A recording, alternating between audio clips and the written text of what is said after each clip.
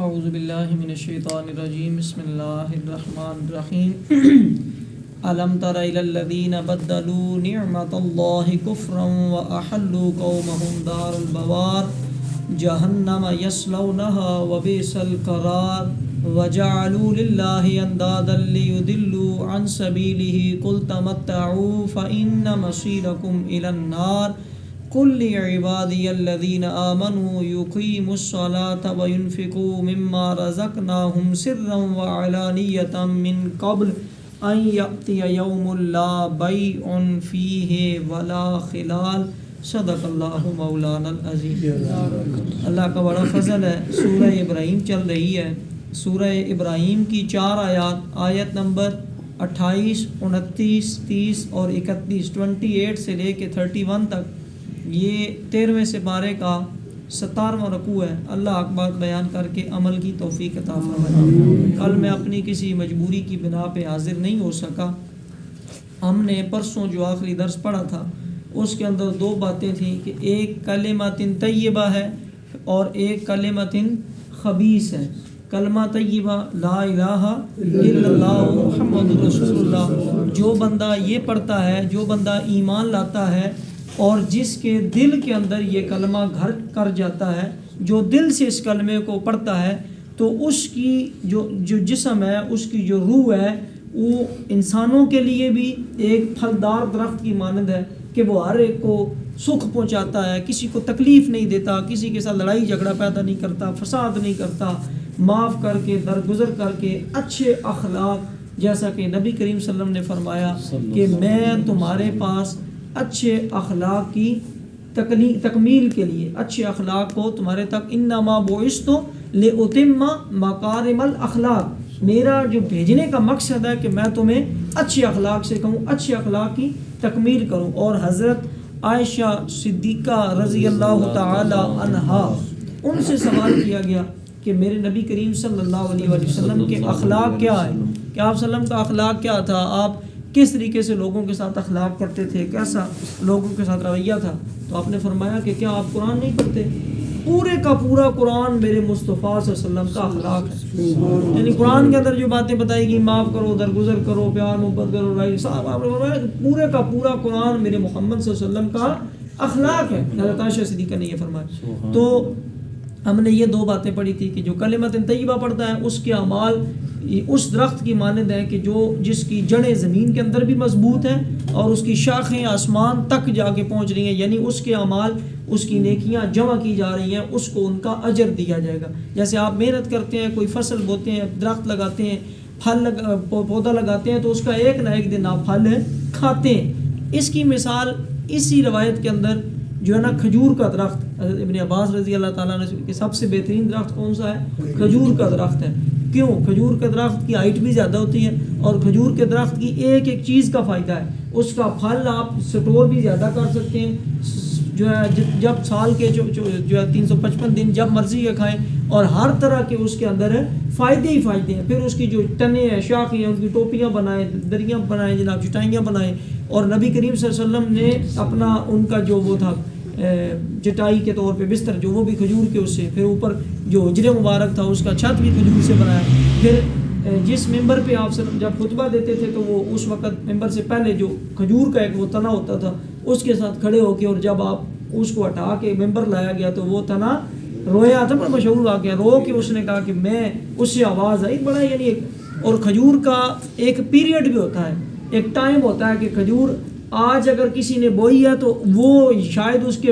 پوتے پڑپوتے یا کوئی پتہ نہیں کون سی اگلی نسل جا کے پھل کھائے گی۔ یہ ایک مثال ہے نا ہمارے سامنے۔ ایسے ہی آپ اس دنیا میں نیکیاں کر رہے ہیں تو اس کا ایک ٹائم کے بعد آپ کو رزلٹ ملے گا،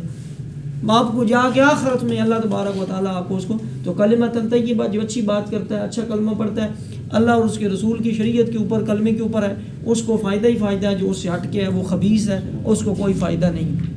آج کی 4 آیات جو ہم نے پڑھی ہیں، ساتھ اللہ فرماتا ہے کیا تم نے انہیں نہ دیکھا جنہوں نے اللہ کی نعمت ناشکری سے بدل دی اور اپنی قوم کو تباہی کے گھر لا اتارا؟ یعنی اس سے پچھلی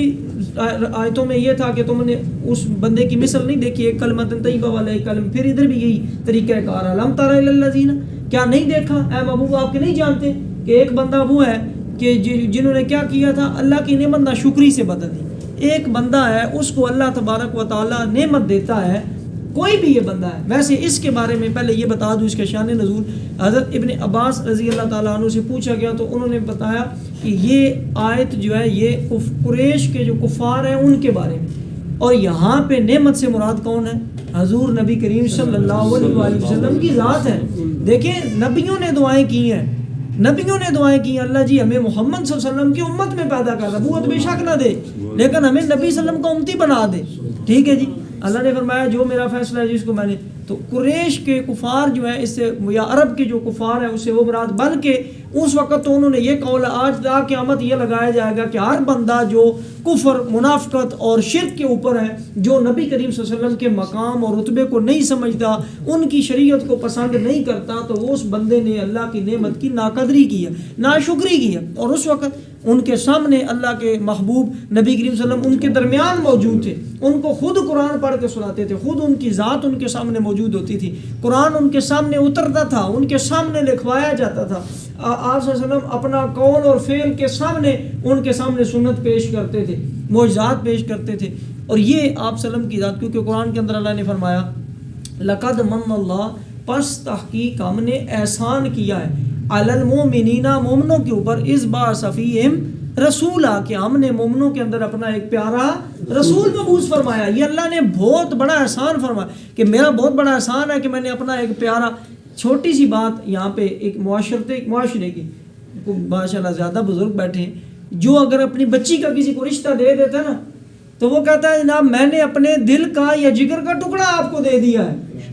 لوگ یہی کہتے ہیں نا, جب بھی کوئی اللہ نہ کرے کوئی مسئلہ ہوتا ہے یا کوئی بات ہوتی ہے تو وہ اس چیز کو جتاتے ہیں کہ دیکھیں جی ہم نے اپنے جگر کا ٹکڑا تمہیں دے دیا ہے, اس اوپر اور ہم آپ کے ساتھ کیا بھلائی کریں. اللہ نے فرمایا میں نے اپنا محبوب نبی, سب نبیوں کا سردار, یہ بھی معراج گزری جنہوں نے اپنے معراج اور کیا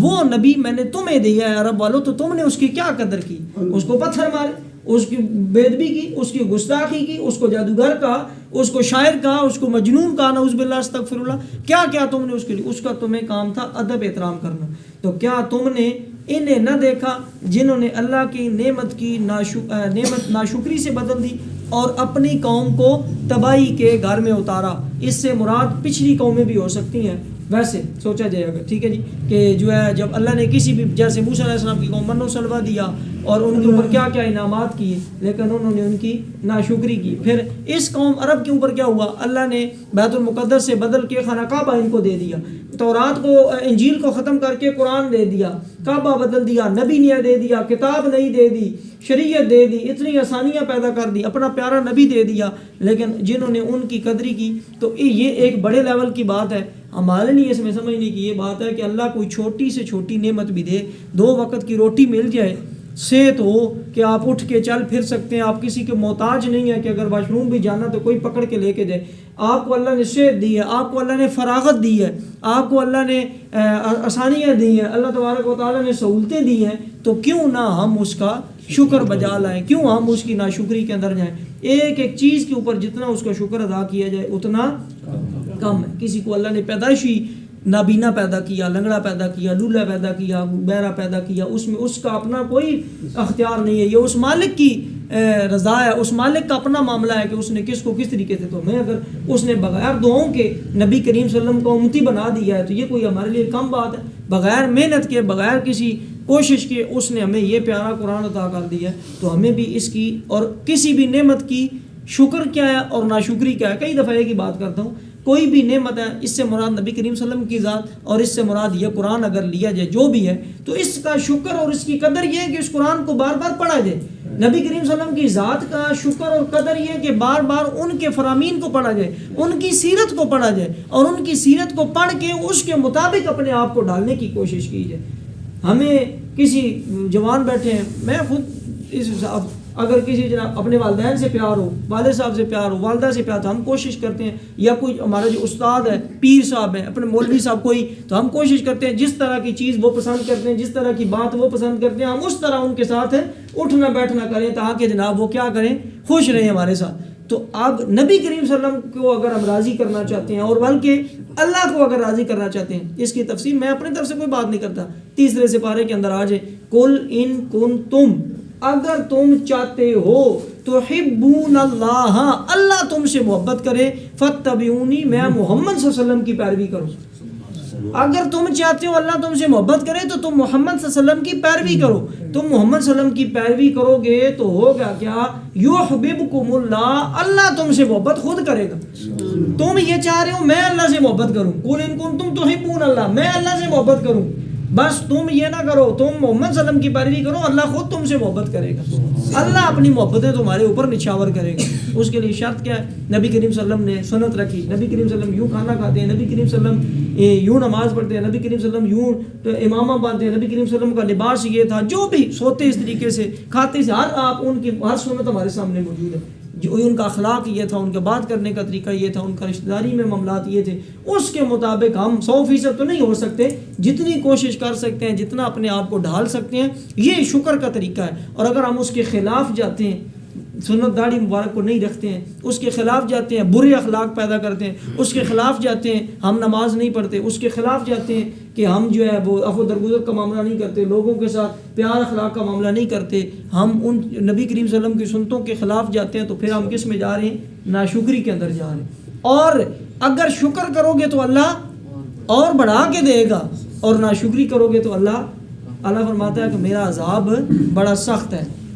تو انہوں نے اے محبوب آپ نے انہیں نہیں دیکھا جنہوں نے اللہ کی نعمت کی ناشکری سے بدلی اور اپنی قوم کو، تو جس نے بھی ناشکری کیا وہ پوری کی پوری قوم تباہی کی طرف گئی ہے۔ تو ہمیں بھی چاہیے ہم ناشکری نہ کریں، اللہ کا شکر ادا کریں۔ وہ جو دوزخ ہے اس کے اندر جائیں گے اور کیا ہی بری ٹھہرنے کی جگہ ہے، استغفر اللہ۔ تو جو بندہ کفر کرتا ہے اس معاملے کے اندر یہاں پہ ناشکری سے مراد ہوگا نبی کریم صلی اللہ علیہ وسلم کی ذات کا انکار کرنا، ٹھیک ہے جی۔ تو نبی کریم صلی اللہ علیہ وسلم کی ذات کا انکار کرنا گویا کہ اللہ کا انکار کرنا ہے، تو یہ عام ناشکری نہیں ہے، اس سے مراد وہ نعمت حضور صلی اللہ علیہ وسلم ہے، اور ان کو نہ ماننا ناشکری ہے، تو جو آپ کو نہیں مانے گا وہ بندہ جہنم کے اندر جائے گا۔ اور اللہ کے لیے برابر ٹھہرن، جو اللہ کے ساتھ شریک ٹھہرائے گا اور اس کی راہ سے بہکا دیں کہ خود بھی کسی کو شریک ٹھہرائے اور اللہ کی راہ سے ہٹ کے کسی اور راہ پہ لوگوں کو بھی بھٹکائے، خود بھی بھٹکے، تو فرماؤ کچھ برت لو، تمہارا انجام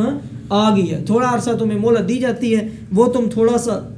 عرصہ اس دنیا کے اوپر اپنی مہلت استعمال کرو، جب اللہ چاہے گا تب اللہ تمہاری رسی کو کھینچ لے گا۔ 3 منٹ رہ گئے اور آخری آیت ہے ہمارے پاس، فرماؤ کچھ برت لو، تمہارا انجام آ گیا، میرے ان بندوں سے فرماؤ جو ایمان لائے۔ اوپر پہلے تھے جو ناشکری کرتے ہیں، جو ناقدری کرتے ہیں، جو حضور صلی اللہ علیہ وسلم کا، شریعت کا، اللہ کا انکار کرتے ہیں، یا اللہ کے ساتھ کسی کو شریک ٹھہراتے ہیں، ان کا ٹھکانہ کیا ہے؟ جہنم ہے۔ اور ان کو اگر کسی کو اللہ نے مہلت دی ہے تو وہ بھی ایک وقت کے لیے۔ اب جو ایمان والے ہیں ان کے لیے کیا حکم ہے؟ اے میرے محبوب صلی اللہ علیہ وسلم، میرے ان بندوں سے فرما دیجئے جو ایمان لائے، جو ایمان لایا نہیں ہے وہ اس کے اندر داخل ہی نہیں۔ جو ایمان لایا ہے وہ کیا کرے؟ نماز قائم کرے۔ توجہ میری جانب، جو ایمان لایا وہ کیا کرے؟ نماز قائم کرے۔ جو ایمان نہیں لایا، جس نے کلمۃ طیبہ پچھلی آیات پڑھا ہی نہیں ہے، تو وہ نمازیں بھی پڑھتا رہے بے شک، تو وہ منافقت والی اور اس کی جھوٹ والی، اس کی عبادت کی قبول نہیں ہے، کیونکہ اس نے لا الہ الا اللہ محمد رسول اللہ نہیں پڑھا، وہ لوگوں کو دکھانے کے لیے نماز، اس کا اسلام نہیں ہے۔ تو بغیر اسلام کے آپ یوگا تو کہہ سکتے ہیں، اس نماز کو ایکسرسائز تو کہہ سکتے ہیں، وہ آپ کی جسمانی فٹنس ہو اس کاموں کے لیے تو آپ کر سکتے ہیں، جو آج گورے اور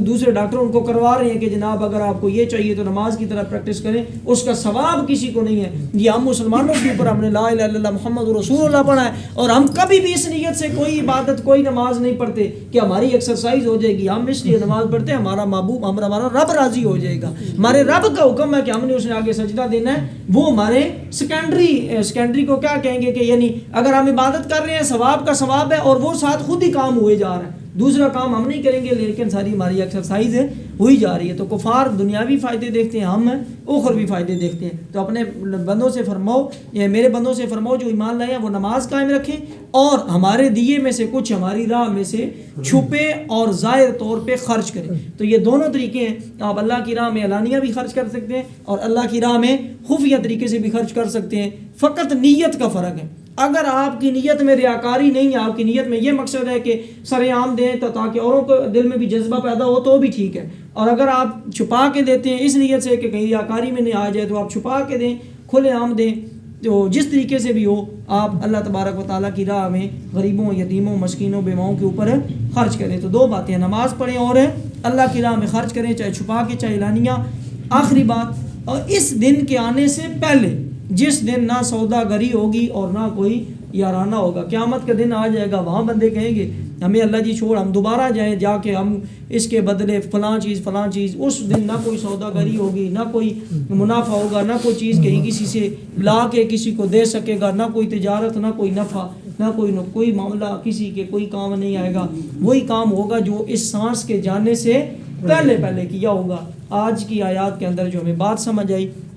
وہ یہ سمجھ آئی کہ نبی کریم صلی اللہ علیہ وسلم کی ذات اور یہ قرآن ہمارے لیے بہت بڑی نعمت ہے۔ ہمیں چاہیے ہم اس کی قدر کریں اور شکر ادا کریں۔ قدر اور شکر یہ ہے کہ اس کو زیادہ سے زیادہ پڑھیں، نبی کریم صلی اللہ علیہ وسلم کی سیرت کو پڑھ کے اس کے اوپر عمل پیرا ہوں۔ اور دوسرا ہم نے یہ بات پڑھی کہ نماز قائم کریں اور اللہ کی راہ میں خرچ کریں، لہٰذا اپنا زکوٰۃ کا معاملہ دیکھا کریں، اپنا فائنینشیل ایئر لکھ کے رکھا کریں، باقاعدہ جن کو اللہ نے دیا ہے وہ ہر سال باقاعدہ لکھ کے، جیسے اپنی مہینے کی تنخواہ یا اپنی دن کی مزدوری یا اپنا دکان کا حساب لکھ کے رکھتے ہیں، ایسے ہر سال اپنی زکوٰۃ لکھ کے رکھا کریں کہ پچھلے سال میں نے فلاں تاریخ کو زکوٰۃ دی ہے، اب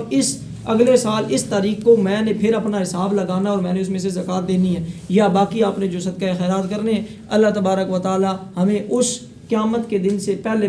اپنی راہ کے خرچ کرنے کی اور نماز عبادت کر کے اپنی اور اپنے محبوب کی رضا، محبت اور اطاعت نصیب فرمائے۔ الحمدللہ رب العالمین والعاقبۃ للمتقین والصلاۃ والسلام علی سید الانبیاء والمرسلین۔ اللہ جو بیان کیا بھول چوک غلطی کمی بے ادبی گستاخی معاف فرما، جو ان آیات کا ادنا سا مفہوم ہمیں سمجھ آیا اس کے اوپر عمل کی توفیق عطا فرما، اور اس کا اصل حقیقی مفہوم مانی اور اصل نور اپنی قدرت اور فضل سے ہمارے قلوب و اذان کے اوپر آشکار فرما۔ اس کے صدقے ہمارے مرحومین کے صغیرہ کبیرہ گناہ معاف فرما، ہمارے مرحومین کی قبروں کو منور روشن فرما۔ اللہ جی اس پاک کلام کا نور موت، قبر، حشر، پل صراط، میزان ہر جگہ پہ شفاعت کے لیے نصیب فرما۔ اس پاک کلام کی اپنے نبی کی شفاعت نصیب فرما، اپنے نبی کی اس پاک کلام کی ہر جگہ ہر لہجہ ادب، احترام اور ان کا تکریم کرنے کی، ان کو پڑھ سمجھ کے عمل پیرا ہو کے شکر بجا لا کے اپنی بارگاہ سے اور رحمتیں اور فضل سمیٹنے کی توفیق عطا فرما۔ ربنا اغفر لی ولوالدی وللمؤمنین یوم یقوم الحساب۔ ان نورانی آیات کے صدقے اللہ سب کی دلی نیک جائز حاجات پوری فرما، ہم سب کو